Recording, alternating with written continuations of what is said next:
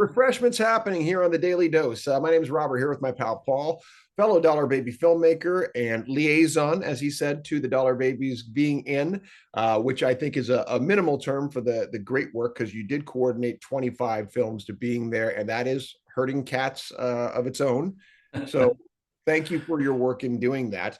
Thank you. Yeah, one of the cool things that happened there was you mentioned a lot of being professional. I agree with that. More professional than maybe we, even thought. And that's no downgrade on anybody, but it's like, oh no, this looks good.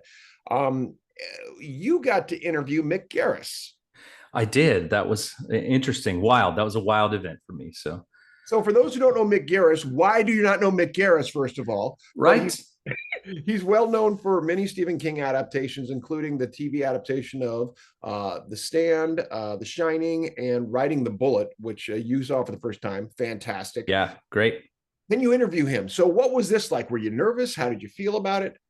Well, here's something funny. Like, so I met Mick finally in person the day before the interview. So Friday morning, early, like pretty much as soon as I got into the vendor room, he was in there and other people were setting up. And I walked over to him and I said, "Hey, I just wanted to say hello. My name's Paul. I'm going to be interviewing you tomorrow afternoon, Saturday afternoon at your talk." And he's like, "Oh, great, fantastic.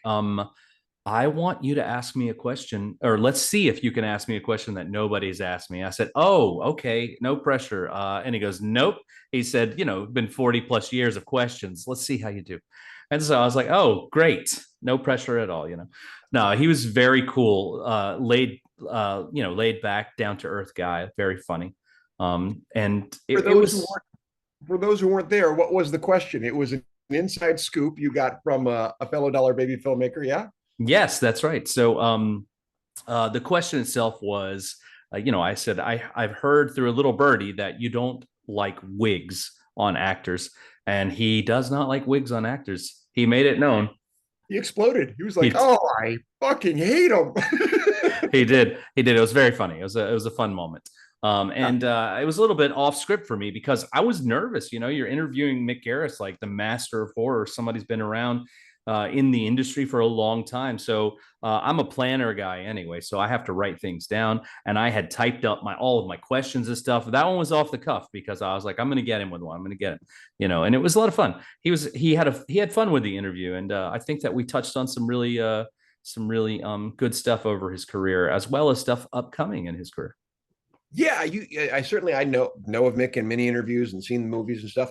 I didn't know some of the details. I didn't know what an interesting path he had in the stuff about Star Wars and starting off there and his music background and those things. Really cool details to show what a multifaceted type of artist. He had a term for it. I'm not sure. Do you remember what he said about himself?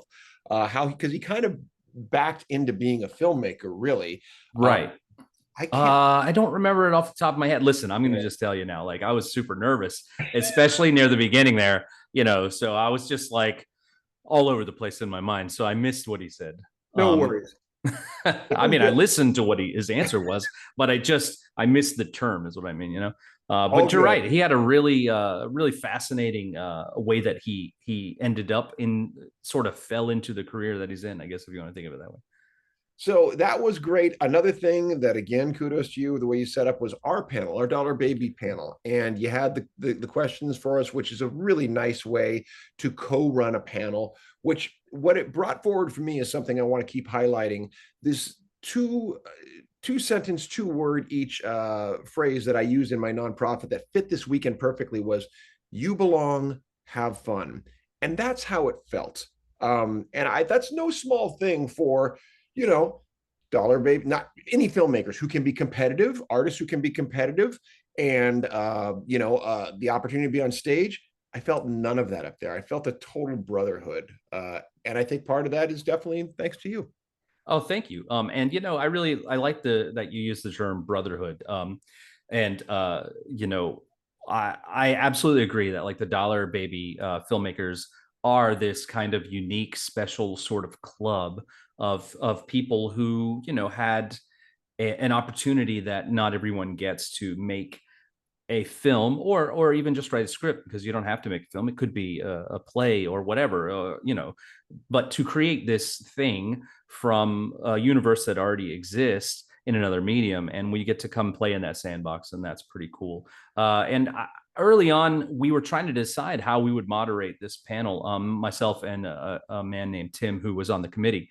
And I kind of threw it out there. I was like, we don't really need a moderator. I was like, we can run this round robin style. We'll just set everybody up with a question, and then we'll just run it like we're having a conversation.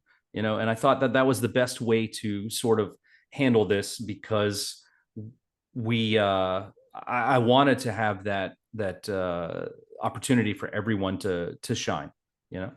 I love that you say that, and what I felt, yes, Andy, what you said was a leveling of the playing field, as it were, for everyone Yeah. up, to kind of remind us that, again, with no outside person kind of probing in who doesn't understand the inside, every one of us understood the inside Yeah. because we've all done it. So there was just, I felt respect across the board, and Of that's a course. nice feeling. And that is a great feeling. We got some feedback from some of the attendees, and one that stands out in my mind is, hey, you guys just felt like you were, how was it worded? Now I'm blanking out on it, of course, but it felt like cohesive, like you guys were one unit instead of like five people up there competing against each other. Was the gist of what they said, and I was like, I love that. I was like, that's exactly the feeling that I was hoping to get across. That's awesome. Well, speaking of that feeling, we're going to go into that, your film, in the next Daily Dose here. So hang on. We'll be back in a moment.